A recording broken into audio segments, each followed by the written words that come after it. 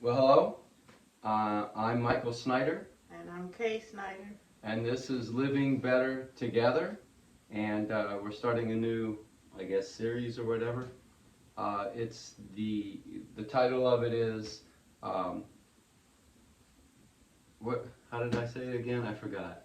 Help me out. Um, um, Family, the your first first ministry. ministry. Yeah, I wanted to. I don't know what I was going with. I don't know.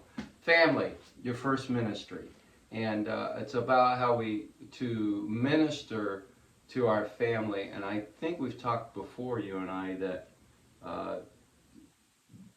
together we minister to each other as husband and wife, Yeah. and and not only that, we minister to our children, and and I don't know, extended family, but we minister to each other. Our family is our first ministry.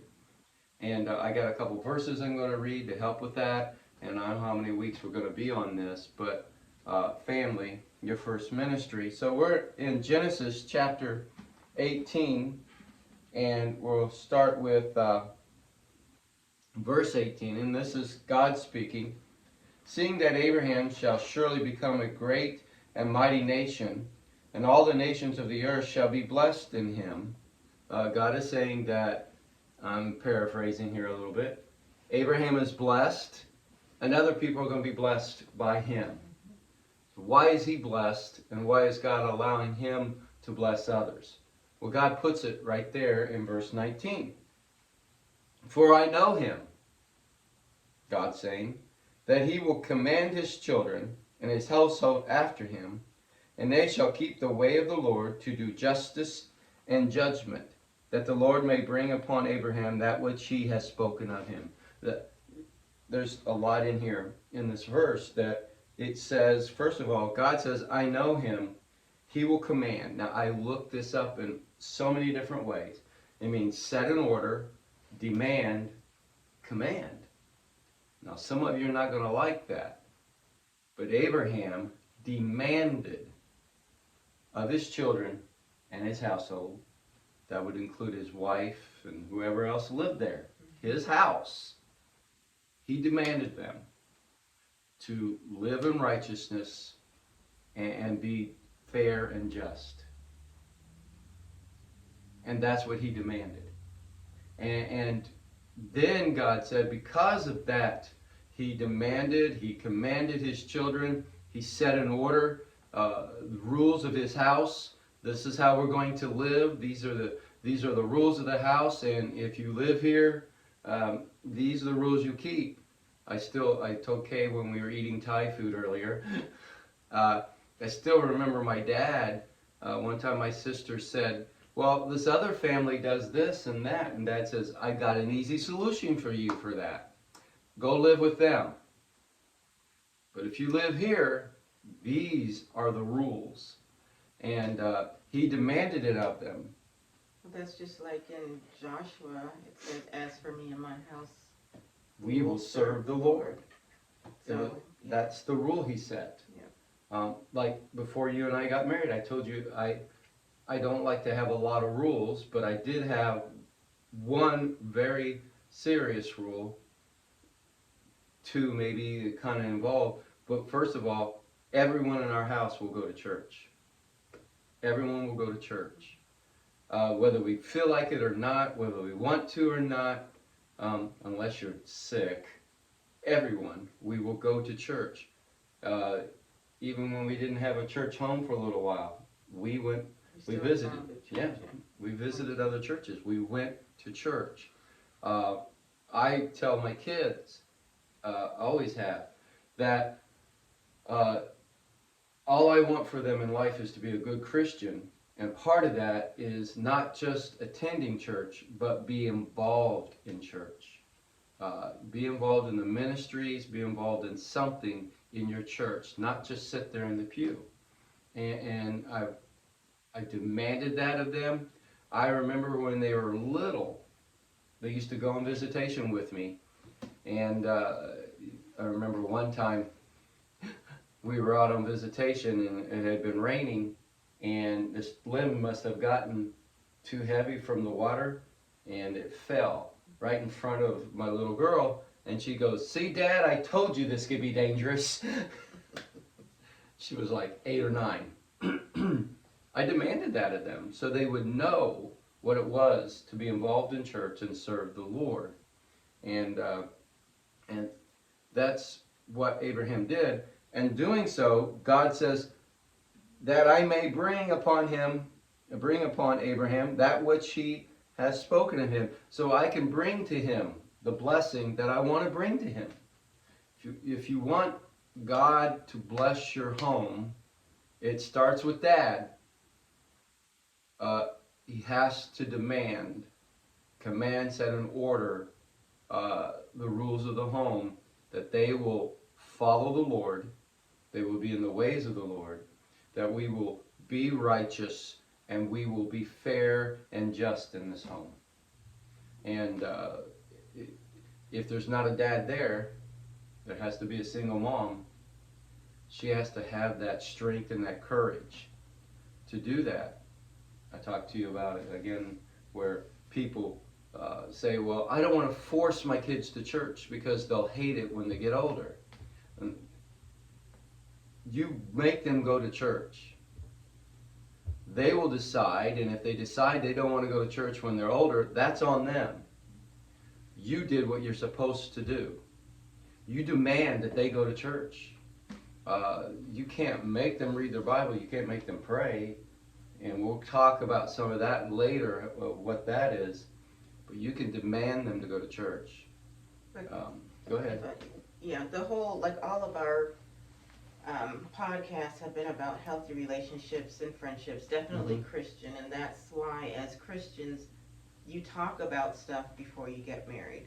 Because when you're Christians, you know that your life is not your own, and God is going to bless you with little things, big things. I mean, again, when he blesses you with children, they're not really yours. You're stewards of them. They're God's, and God just is like, I trust you with them. I want to see how you're going to raise them. So again, bringing it back to a Christian relationship as friends, and you know, you're interested in each other. You want to talk about marriage. You want to talk about the kids and how are we going to raise the children, and are they going to, just like Michael was saying, are they going to go to church? What church are we going to? You know what I mean? How are we going to teach them to pray? All of that, because again, as a married Christian couple, you need to be together. You need to be Unified. solid. Thank you for the word. Yes, you need to be unified, and that's what needs to happen. So again, bringing it back to, as for me and my house, we will serve the Lord. The man, yes, is going to be the covering of that house. So if that is what you and him have talked about and decided, and he said, yes, we will serve the Lord, then that's how you have to raise your children. You're just giving back to God, really. You know what I mean? Like as Michael said, going to church, and you know, when you're young, you listen, and then you get older, and it's like you can serve in the children's ministry, you can serve in the choir, you can do different things, but all of that is, you're giving back to God, you know, rightly what he deserves, and that's praise. And just having a servant's heart, we want to be able to serve God together, and then as a family. So, yeah. And so it's there has to be things set in order, and there has to be rules.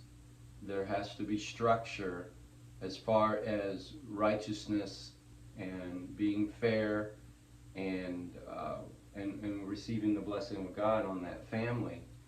And you can't, what was it, you just can't let people live any way they want. They just can't. And hope for the best. Because that brings nothing but chaos. Exactly. It brings nothing but chaos.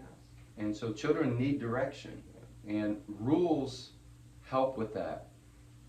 People hate the word rules, but rules keep you safe. And Ten Commandments. Keep us safe, yeah. Keep you safe. And structure. People don't always like structure, but they keep you focused.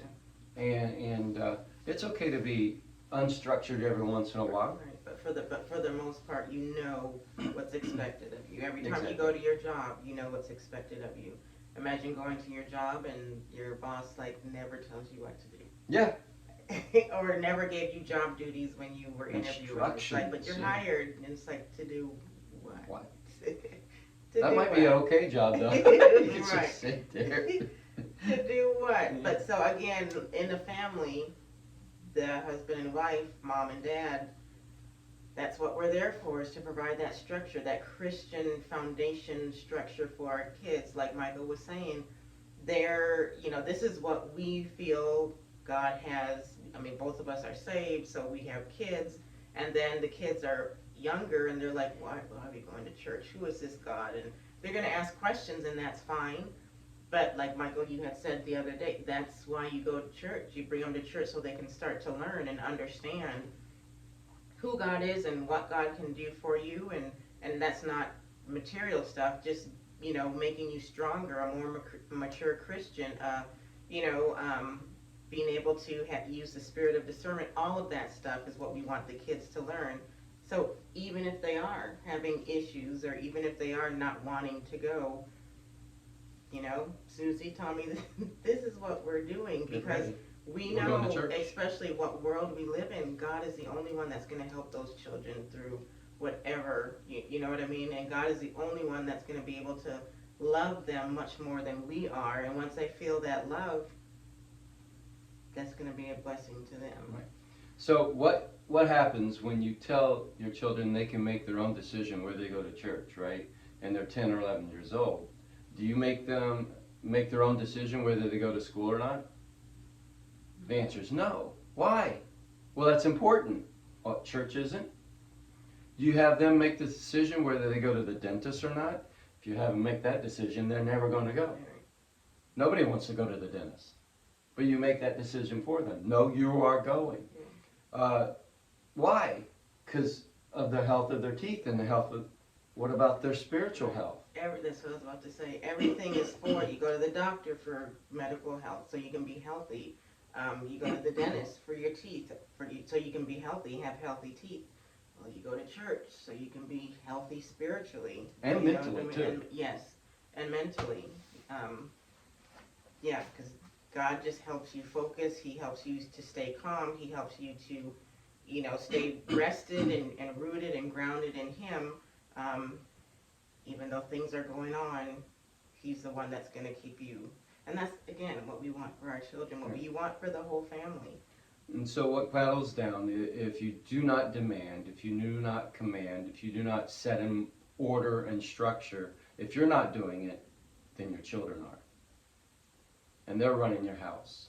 One of the qualifications of a pastor is that he rules his house. That should be the qualification for every father.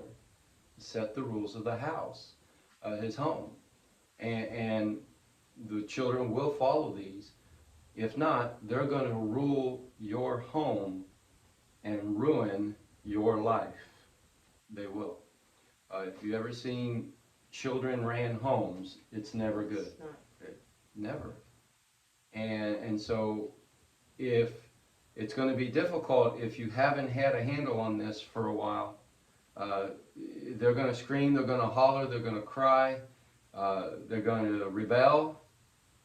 But you can save it. You can fix this. Just determine in your heart that my home, we're going to live for righteousness, and we're going to be just, and we're going to be fair, we're going to be honest. Mm-hmm. And the first rule you got to make, we are going to church.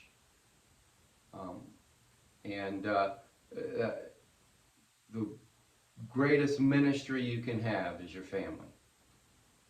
And the greatest testimony you can have for God is your family. Mm-hmm. And they say, and it's true, and I don't know if other preachers watch this or not, they say how you love your wife, if you're a pastor, and the church sees it, that's how they understand the love you have for them. Well, the world sees it the same way. The structure, the command, the demand for righteousness and, just and fair and honesty, that's in your family, others will see it. And your family, your marriage, can be a testimony of how to live. Be your witness. So let's go back.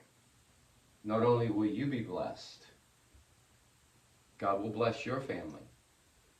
Just like Abraham. Abraham was blessed. But he was also a blessing to others. And that's what God says when we read Genesis 18 and 19. So can you. Not only will you be blessed, your family can be a blessing to others. But it all starts with, these are the rules. These are the rules. I'll end it with this, and then you can, or jump in any time. Well, I talk too much. well, Go ahead. With that, yeah, just stay strong. Just encouraging mothers and fathers out there, husbands and wives that are, wanting to have kids, and just stay strong with it. Definitely pray to God. Let your kids see that you're praying. Let your kids hear that you're praying over them. And this is not even a manipulation move or trying to be conniving, but if that's what you truly believe, and just say, no, we're going to serve the Lord. They're fighting me. They don't want to go to church. In the car when you're driving, Lord, I just thank you right now that, Tommy, yet he doesn't want to come to church. Be honest. Doesn't want to come to church, but Lord, I just trust you that you're going to bring him to you, and that you're going to show him who you are in his life, and you're going to show him or her, what they can do because you love them and you created them, and showing them the purpose. Show them that you are trusting this person that you want them to come to know, and then from there, just sit back and watch God work, because he always does. And there's nothing more than God wanting your children to be one of his sheep. He's our shepherd, so he's going to be there for you, and he's going to answer your prayers and bring your kids, into his kingdom. So I was going to say, when God created a new nation of Israel, and he had them at Mount Sinai, and this was going to be a new nation, a new people, the first thing he gave them were 10 rules. 10 rules. If you live by these rules, I will bless you, he says. If you don't live by these 10 rules, I will curse you. I will be a cursing or a blessing. Kind of be that in your home. Children, your mom and dad can be a blessing, or they're going to be a curse. That's up to you. Are you going to live by these rules or not? But these are the rules, and this is what our family does. Yep. We good? Yes. Yeah. Awesome. We'll see you next week. Bye. Bye-bye.